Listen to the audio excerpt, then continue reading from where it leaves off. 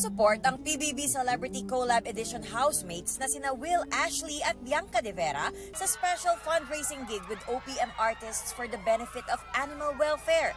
Ginanap ito kagabi sa UP Village sa Quezon City na dinaluhan ng Will Catcher Community o ang supporters nila Will at Bianca. Parehong animal lovers sina Bianca at Will. Cat person si Will. Ngayon po, nasa bahay, dalawang pusa. Super na-miss mo yun? Super, grabe. Hanggang ngayon nga, hindi ko pa rin nakakita kasi hindi pa ako nakakauwi. Si Bianca naman, malapit sa mga aso. Matatanda ang pinagbigyan ni Kuyang Dalawin ni Bianca ang fur baby niyang si Peach nang pumanaw ito habang nasa loob pa ng bahay ni Kuya si Bianca. Seeing all of this right now, I'm sure she's very, very proud at nararamdaman ko rin yung pagmamahal para sa kanya kahit na nasa heaven na siya. Kagabi, nakasalamuhan ng dalawa ang Ambassadogs at Diplocat ng Potion Project Foundation Incorporated.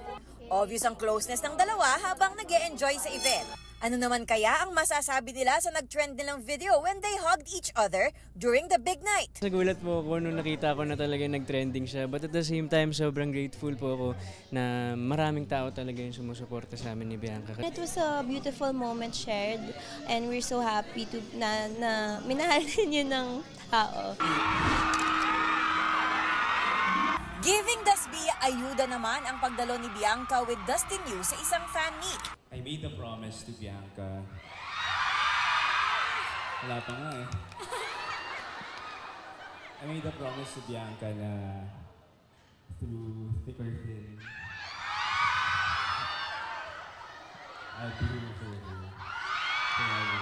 Ako rin naman, I made a promise to him. Sabi ko sa kanya, outside, kung kakailanganing ipaglaban ko siya sa buong mundo, gagawin ko. As duos. Hinarana pa ni Dustin si Bianca na lalong nagpakilig sa kanilang shippers. Ilang beses na naging emosyonal ang duo habang pinapanood ang kanilang pinagdaanan sa bahay ni Kuya. Naging emosyonal si Bianca nang mag-donate ang kanilang official fan group para sa Animal Kingdom Foundation.